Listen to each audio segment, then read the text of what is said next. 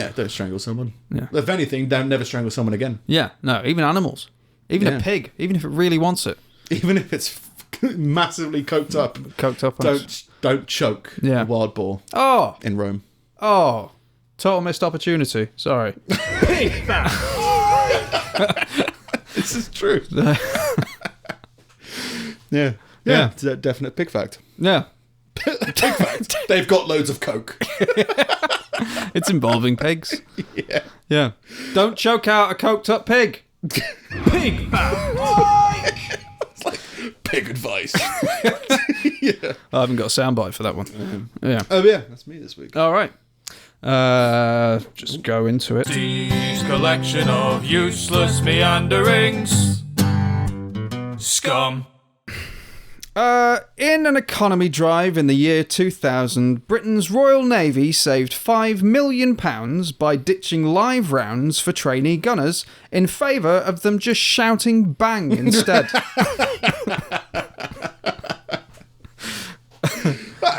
It's definitely cheaper. It makes sense. Doesn't quite get you used to live combat, though. But it feels like it should be a worthwhile expense. But doesn't it feel? It feels like, I don't know. Do you ever go on a course and be like, "This isn't all. I could have done this at home." Yeah. I could have done this from the bath. Bang. What's he doing? He's in the Navy. Yeah, he's winning. He's got a little boat and everything. Submarines are weird. I don't trust submarines. There is something odd about them. It's just very strange. I mean, just number one, just living under the sea, just inside what is basically a gherkin. just be like a bunch of War people. gherkin. Yeah, just like looking for boats. Yeah, and avoiding octopus.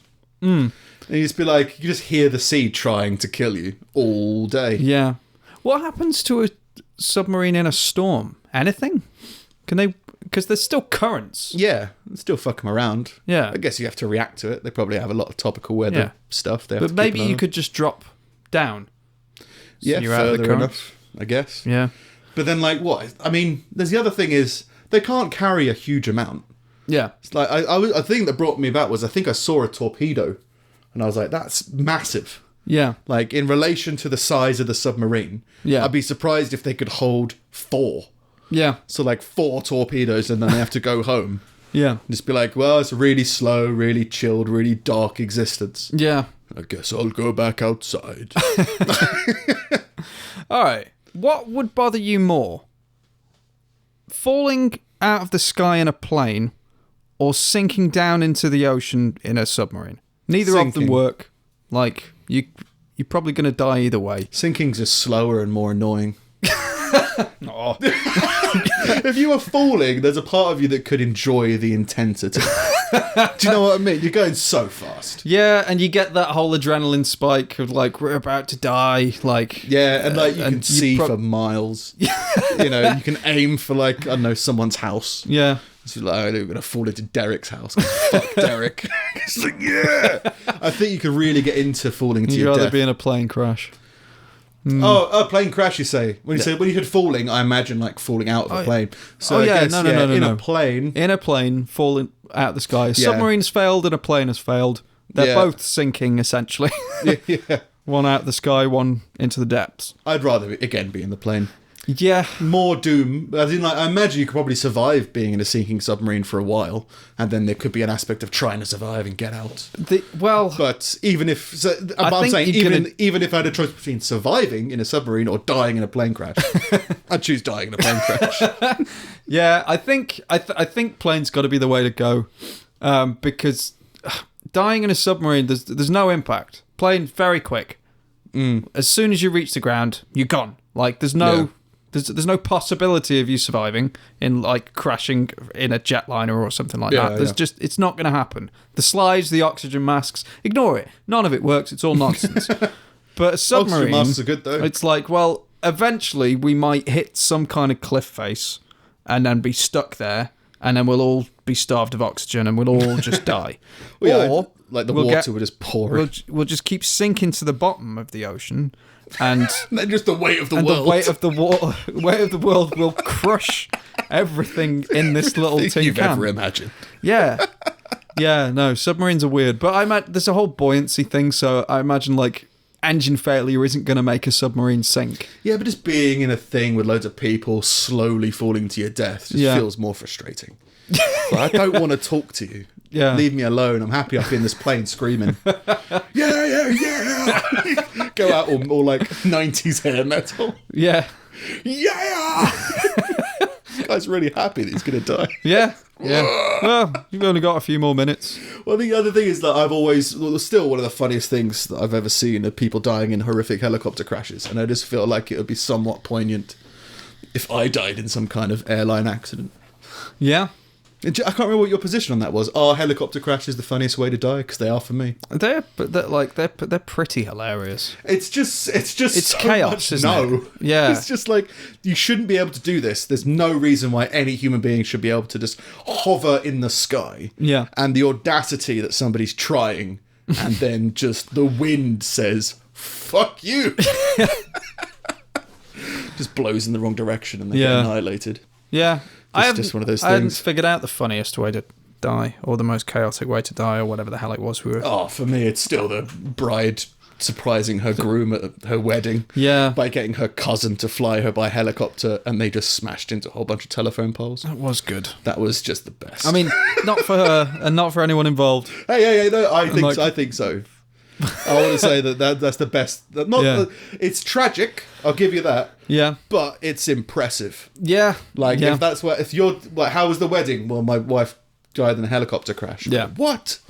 And then you could riff off of that for the rest of your life. Yeah. Yeah.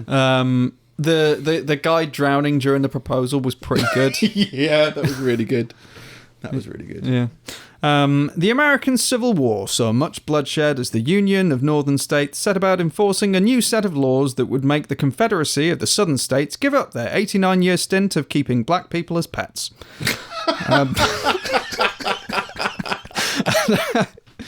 unlikely Pets. Essentially. Well, pets sounds loving. You know what I mean? Pets sounds like there's some kind of care. There's like, I'm going to take my pets out for a walk. I'm going to dress up my pets for Christmas. I think the difference between pets and property, I think there's definitely a jump. Don't go out to smash your pets in the face. No, it's true. Anyway, just brushing that one up to the right. An unlikely victim of this war was Douglas the Camel, affectionately known by his peers in the 43rd Mississippi Infantry's Camel Regiment as Old Douglas. As part of the Texas Camel experiment, in lieu of horses, Old Doug would carry instruments and knapsacks during the war for his fellow slave enthusiasts until his untimely death when he was assassinated by the Union sharpshooters. The Confederacy avenged Dougie's death, sending 6 of their best snipers to take out the camel killer. Old Douglas, having fought valiantly in the Lucca campaign and the Battle of Corinth before his untimely death in the Siege of Vicksburg, can be found today at Cedar Hill Cemetery in Mississippi. His grave, etched with a Confederate flag and a camel, notes that he was faithful and patient. He fought bravely, that camel. Old Doug. Yeah. Okay, did he fight bravely, or did he just carry stuff around? There? Yeah. So they started this. They said that was he just walking around the battlefield saying, "All these slave owners, it's weird that they've brought their pets out to fight for them."